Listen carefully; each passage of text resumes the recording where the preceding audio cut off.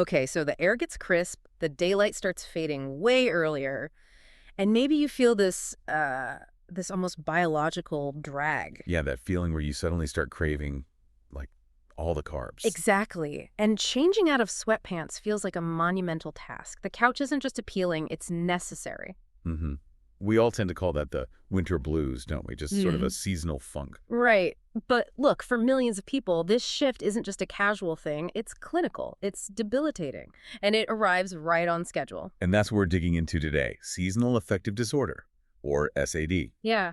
So if you're listening and this sounds familiar, this predictable yearly pattern that shows up every fall, like this exhausting house guest you didn't invite, oh, this deep dive is for you. Our goal here is really to give you a real guide. Cut through the fluff, look at the unfiltered science, the specific symptoms. And most importantly, the evidence-based strategies that actually work, things you can do to fight back against this cyclical depression. Because the main thing to grasp, the core takeaway, is that SAD isn't minor. It's clinical depression, and it's tied specifically to light deprivation. Mm. And the things that help, well, they require real intention. We're talking about a combination of specific light therapy, mental health tools, and honestly, a deliberate counterattack against your body's urge to just shut down. Like a kind of hibernation impulse. Exactly. Okay, so let's lay the groundwork. What really makes SAD a clinical diagnosis? Not just feeling gloomy because the sky's gray? The defining thing is the pattern. It's a specific type of depression that kicks in predictably with the seasons. Usually it starts in the fall and then lifts in the spring or summer. And it affects quite a few people, right? Yeah, the American Psychiatric Association says about 5% of U.S. adults. And think about this. For those who have it, they're dealing with symptoms for roughly 40% of the year. Wow, 40%. That's not a brief dip. That's a huge chunk of your life. It's 4, maybe 5 months of real struggle. And geography plays a big role, like you mentioned earlier. Ah, yes, the latitude issue. Especially relevant for, say, us folks in New York or other northern spots. Absolutely. The farther from the equator you live, the higher the risk seems to be. I mean, think about December here. Sometimes you get as little as 9 hours of daylight. And often it's weak gray light through clouds. Exactly. Yeah. So it's not just the duration, it's the intensity. Your body just isn't getting that strong light signal it needs. Which makes sense. I think a lot of people, when they first experience winter SAD, they might write it off. Oh, I'm just tired, or it's holiday stress. But the symptoms are pretty distinct if you know what to look for, that classic winter pattern. Let's talk about that. What does it usually look like? Well, the fall-winter onset is the most common. Yeah. And interestingly, unlike maybe other depressions where insomnia is common, here you often see oversleeping, hypersomnia. Sleeping more. Yeah, often like 2 or more extra hours a night. But here's the kicker. Mm-hmm. You still wake up feeling exhausted. Right. And the food craving. Oh, yeah. Intense. Specifically for carbohydrates, which, often leads to weight gain. Then there's this persistent, overwhelming fatigue, trouble concentrating, and wanting to withdraw socially. Those are sort of the hallmarks. That urge to just burrow in, eat pasta, and avoid people, it really does sound like the brain trying to hibernate. It's very much like a semi-hibernation state. And we should also mention, though it's less common, there's a spring-summer pattern too. Where the symptoms are reversed. Completely flipped.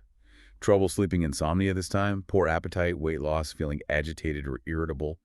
It's the inverse, but equally challenging. Okay, so recognizing that predictability, that it happens every year around the same time, that's really the first step, isn't it? To stop calling it the winter blues. Absolutely crucial. All right, let's get into the science then. What is actually going on inside the brain when that light starts to diminish? Fundamentally, it's about disruption. Decreased sunlight messes with your brain chemistry and, critically, your internal body clock, the circadian rhythm. Okay, how does that work? Which chemicals are involved? 2 main players, serotonin and melatonin. Less light exposure directly interferes with them. Serotonin, that's the feel-good one, right? Yeah. How big of a drop are we talking about? It can be pretty significant. Studies have shown that reduced sunlight can cause serotonin levels to drop by up to 30% in people susceptible to SAD. 30%? Wow. Okay, that's not just a little dip. No, it's a massive chemical shift.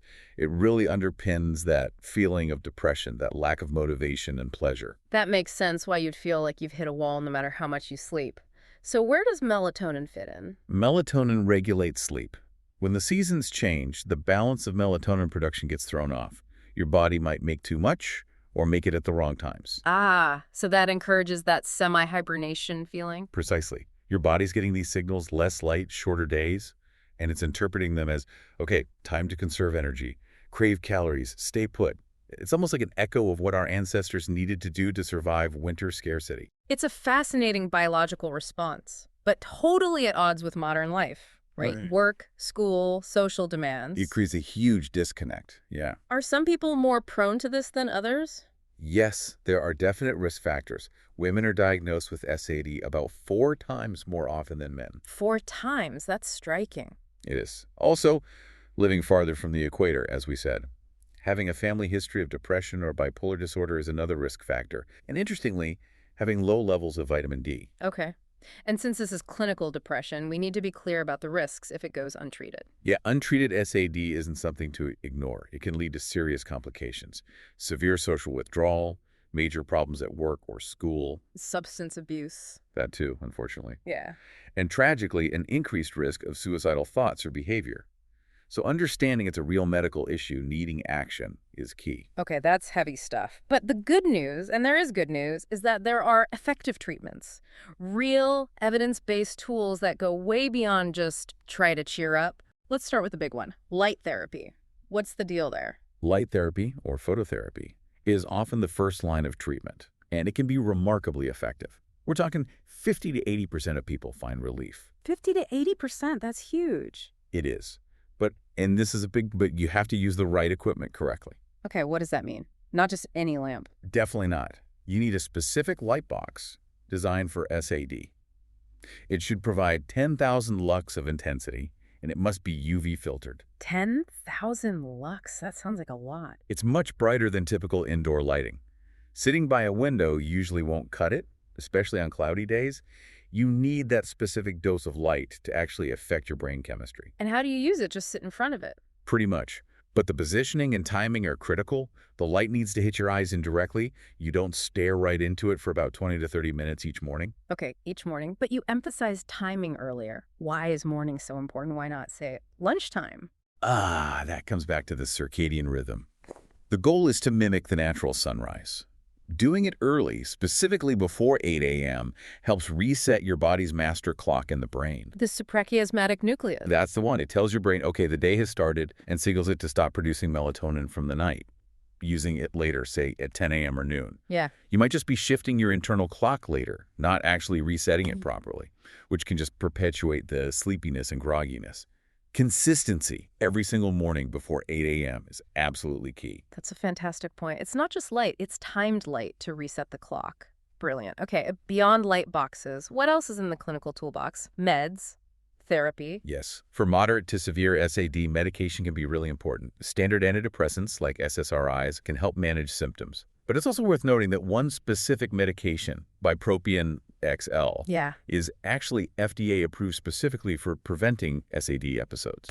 So taking it before symptoms even start. Exactly. That highlights how predictable this condition can be for many people. If you know your symptoms reliably hit around, say, mid-October every year. You'd start the medication maybe October 1st? Precisely. You're treating the depression before it fully manifests. It's a proactive approach. Wow. Okay. And therapy. Cognitive behavioral therapy adapted for SAE, or CBT-SAD, has shown really good results. It helps you challenge and restructure those negative thoughts that often come with winter. It's going to be dark and miserable forever. Right. The catastrophizing. Exactly. And crucially, it teaches behavioral activation techniques. Basically, strategies to push yourself to do things, even when you feel like doing nothing, to fight that withdrawal impulse. Makes sense. And what about vitamin D? We hear a lot about that in winter. It can play a supportive role. Yeah. Vitamin D is involved in serotonin synthesis, so if your levels are low, which is common in winter, especially in northern latitudes, supplementing might help. How much are we talking? Research suggests somewhere in the range of 2,000 to 4,000 IU daily might be beneficial for some people with SAD if they're deficient. Okay, but there's a catch, right? Yes. Vitamin D is fat soluble, meaning it can build up in your body, so you absolutely must talk to your doctor and get your levels tested before starting high-dose supplements. Don't just guess. Got it. Crucial safety point. Okay, so now let's shift gears into the practical, sort of unfiltered strategy part. We know the biology pushes us to withdraw, curl up, eat carbs. How do you fight that when you literally have zero energy? Where do you even start? You start with things that are non-negotiable. And right at the top of that list is social connection. But that's often the first thing to go when you feel awful. I know. That's why scheduling it is crucial. When SAD hits hard, your instinct is to cancel plans, avoid calls. You have to intentionally block out time for people, even if it feels like the last thing you want to do. And maybe be strategic about where you connect. Absolutely. Kill two birds with one stone. Try to arrange meetups in bright places, like a morning coffee near a big window. Or maybe join a fitness class in a really well-lit studio. You get the mood boost from the social interaction and you maximize your ambient light exposure. It's about being strategic in your defense. Right, not passive. Okay, what about movement? We always hear exercise helps depression, but if you're exhausted. The goal has to be radically realistic. You're not training for a marathon when you can barely get out of bed. So what's realistic? Think commitment over intensity. The goal could be as simple as commit to just 10 minutes of walking outside, preferably in the morning. Even if it's cloudy. Even if it's cloudy. Some natural light still gets through. That 10 minutes does a couple of things. It gets you some light exposure to help that circadian reset, and the movement itself is a form of behavioral activation. It interrupts the lethargy cycle. That short intentional walk is the win. Okay, 10 minutes. That feels doable. What about our environment? Home, work, fighting the darkness there? Yeah, think of it as waging your own little war on darkness. At home, switch out your standard light bulbs for full-spectrum LED bulbs. They mimic natural daylight more closely. Position furniture near windows if you can. Use light-colored paints, maybe mirrors or reflective surfaces to bounce whatever light you do have around the room. Smart. And at work, if you're stuck inside. If possible, position your desk near a window. And definitely take breaks outside during daylight hours.